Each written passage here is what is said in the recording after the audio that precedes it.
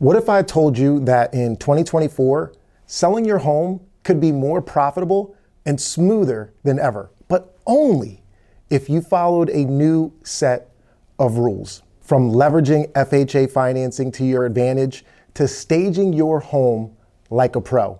I'll share with you some must-know tips that will not only get your property noticed, but will have buyers excited to make an offer. I'm Chris Nelson, the team lead of the Nelson Home Group, helping buyers and sellers achieve their real estate goals here in the greater Philadelphia area. If you've been here before, welcome back. But if it's your first time, this channel is all about real estate advice, tips, and tech. But either way, whether it's your first time or you've been here before, if you haven't already done so, go ahead and hit that subscribe button and mash that bell so that you're notified of my future content. So as I mentioned, if you're going to be selling your home in 2024, there's a few things that you may want to know. And let me start by saying that in Pennsylvania throughout 2024, a majority of the market is going to remain a seller's market. And the reason it has been a seller's market is because there's really very little inventory.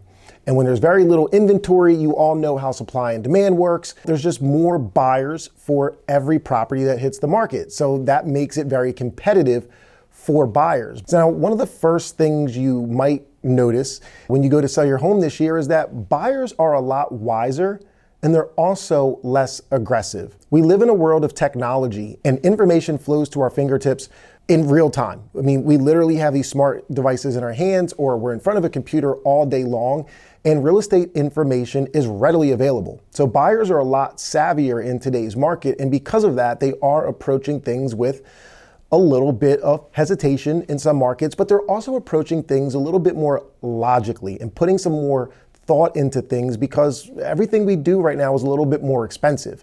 So pricing your home, and I'm sure you've heard this before, but pricing your home accordingly in 2024 is going to be imperative. Buyers are no longer going to flock to your home like they were previously if the numbers don't make sense. As a matter of fact, I've already seen this happen in some areas where sellers realized that they did not price their home accordingly, and instead of selling or going under contract within the average days on market, they found themselves doing price reductions, chasing their tails, only trying to get the activity that they would have gotten up front if they would have priced their home accordingly. Although it's a seller's market and there's plenty of buyers out there to go around, you really will need to market your home accordingly this year. So if your realtor shows up with their cell phone trying to take photos, please stop them right there. And if you're thinking about selling your home on your own, which I don't encourage for you to do, but if you are thinking about doing it, don't use your cell phone for your photos either. Make sure that you are hiring professionals to take your marketing photos, but don't stop there. Continue to go further and pull out all of the marketing that you possibly can. I would encourage for you to have drone photography or drone video. Speaking of video, real estate has become HGTV no matter how you look at it. Every listing nowadays has some type of fancy marketing, whether it's the print material or it's a video. But either way, make sure that your listing has drone photography and video. Make sure that you have a 360-degree virtual tour. I can't tell you how many times I've been out showing a home and the buyer's significant other just wasn't able to make it for whatever reason. And when homes are selling quickly, these 360-degree tours really fill a void such as that. I've had clients, they've been able to go home and share their experience of visiting the property, but then walk their significant other through the property and point things out. Kind of explain to them what you really may not be able to take away from the computer screen, but at least it's enough where you can really paint a picture and get a visual of what's going on. Another thing is make sure you have marketing material for buyers. Quite often, buyers are looking at more than one property. And when that happens, well, they tend to forget things. And some things just run together. They may not remember which property had the granite countertops or which property had the lower taxes. So if you're able to provide materials for your buyers or your potential buyers to leave with, you're one step ahead of your competition because you'll be surprised how many properties I go to and there's literally no marketing material. So if you're going to get professional photos, that means you also need to prepare your home. Now, the last few years, it didn't matter if you had photos, professional photos at all, or even if you cleaned up. But as I mentioned, buyers are wiser and less aggressive. So now is the time for us to get back to preparing the house for the market. And it starts from the curb. Buyers start to make a decision on whether or not they're interested in your home as they're pulling up. As a matter of fact, they actually start making decisions that are out of your control, but even coming through your neighborhood, assessing how they feel, they're starting to make a decision. But what you can control is what they see or how they feel when they get to your property. So make sure that the curb appeal is there. Make sure that the front door is broom swept and free of cobwebs. And also make sure that when they step inside, the experience that they've had so far continues throughout. And what I mean by that is start decluttering your home. Start depersonalizing your home. All those family photos of trips that you've taken and college degrees and all of those things, well, put them away. Buyers don't want to see that. What buyers want to see is they want to see a nice clean slate, something that they can see themselves moving into. What you don't want is you don't want them spending 20 minutes going through your photos, making jokes, because that's a lot of times what they do.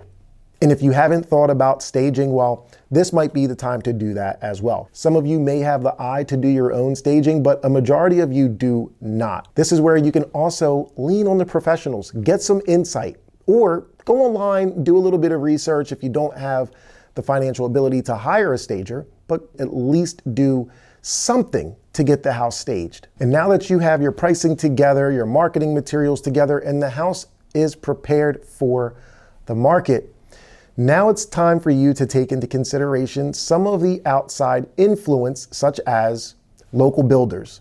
Over the last few years, builders have popped up left and right. There's probably a new construction development within a few miles of your home. And if so, it's imperative for you to know that. And it's also imperative for you to know what incentives the builder might be offering. As a traditional seller, it's very challenging to compete with a builder. Not only do they have deep pockets, but they have a product that, well, at the end of the day, they have to sell. The builder is not going to move into those homes, and the bank that is financing that project wants their money back. So the builder has a vested interest to sell, meaning they're going to do anything they can to find a buyer for their product before you find a buyer for yours. So again, if you do have a new construction development in your area, it is important for you to be aware of the pricing. Not only the pricing, but even down to the dollars per square foot. You also want to be aware of some of the incentives that the builder may be offering. Sometimes builders will offer things to buyers like a reduced title insurance policy or even an attractive mortgage rate if they use their in-house lender.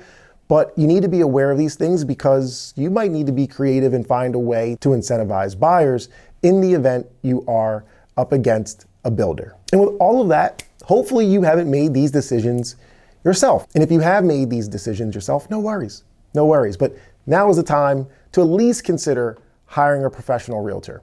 If you are going to try to sell your property on your own, hopefully the tips above has helped you navigate to a point where you feel comfortable and ultimately will be successful. But in this competitive market, one of the best things you can do for yourself is have exposure. And unless you have access to the multiple listing service, a database of hundreds, if not thousands of cooperating realtors and other resources such as lenders, title companies, home inspectors, appraisers, the list goes on. Having all of those connections and contacts means you have more exposure, and that generally is something that a realtor will help you do. For years, I have spoken to for sale by owners and I've shown them, I've shown them data. I have shown them that selling your home or listing your home with a professional and paying a commission still nets, most of the time, will still net a seller a higher net profit than when they decide to sell on their own. So whatever you decide to do is up to you, but if you want to maximize your exposure, which will ultimately help you maximize your profit, then you need to consider hiring a realtor. So there you have it. Hopefully some of these tips will help you get your home sold for more profit and a lot easier than you may be expecting. And if there's anything that I can do to help, feel free to reach out. There is a guide for you to download in the comments. And that guide, well, it's a seller's guide. It's chock full of a lot of information that we didn't go over in this video. And again, it's free for you to download. Once again, I'm Chris Nelson, the team lead of the Nelson Home Group, helping buyers and sellers achieve their real estate goals here in the greater Philadelphia area. And until next time, take care.